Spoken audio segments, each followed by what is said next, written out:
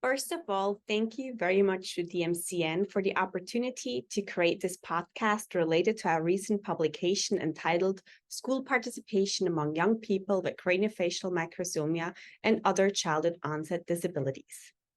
My name is Vera Kaelin, and on behalf of our research team, I'm delighted to tell you about this research project.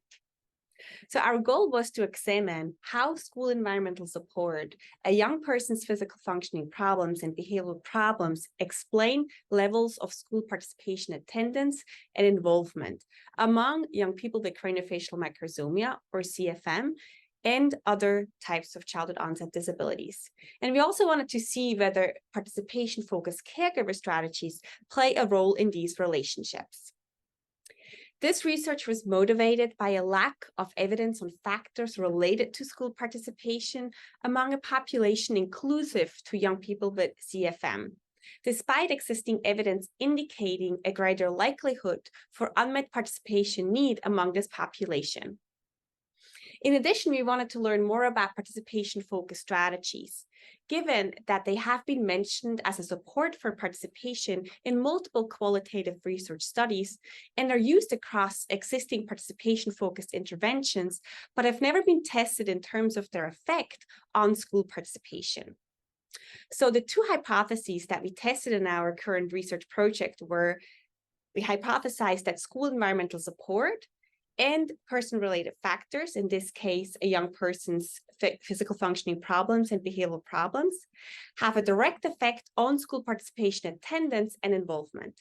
And second, we hypothesized that there is a significant effect of participation-focused caregiver strategies in explaining the relationship between school environmental support and the person-related factors with school participation, attendance, and involvement. To perform these analyses, we used an existing dataset and included 260 families of young people with a childhood onset disability and aged between 11 and 17 years old. Of those, 120 young people had CFM. To analyze our data, we applied structural equation modeling, and we used the family of participation-related constructs framework, the FPRC, for our guidance in selecting variables in the existing dataset. And we use the FPRC because it's well-grounded in evidence. And the FPRC sees that extrinsic or environmental supports, or environmental factors, and intrinsic or also core person-related factors are seen as influencing participation.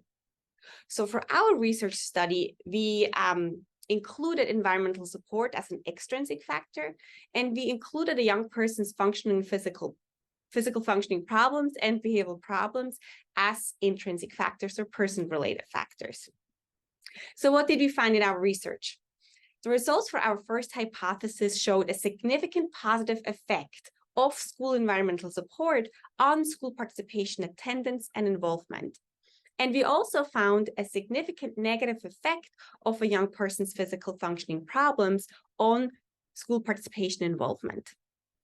For our second hypothesis, we saw that there was a significant effect of participation-focused caregiver strategies on the relationship of school environmental support and school participation attendance, meaning that participation-focused caregiver strategies intensify the positive effect of school environmental support on school participation attendance. So what does this mean now?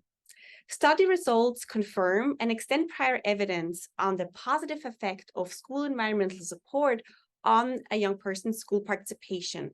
And it supports existing evidence indicating that we should really include this focus in our participation-focused interventions. Results also reinforce the importance of maintaining caregiver engagement when we develop school-based participation support or school-based participation-focused interventions. And it tells us that as therapists, we should facilitate the creation and implementation of such strategies to support child and youth participation attendance.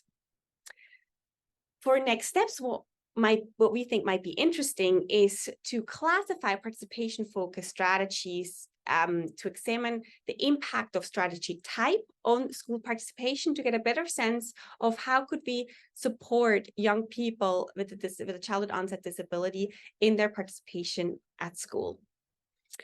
Thank you very much for watching this video podcast. If you'd like to know more about our research, please look at our publication or simply just reach out to us.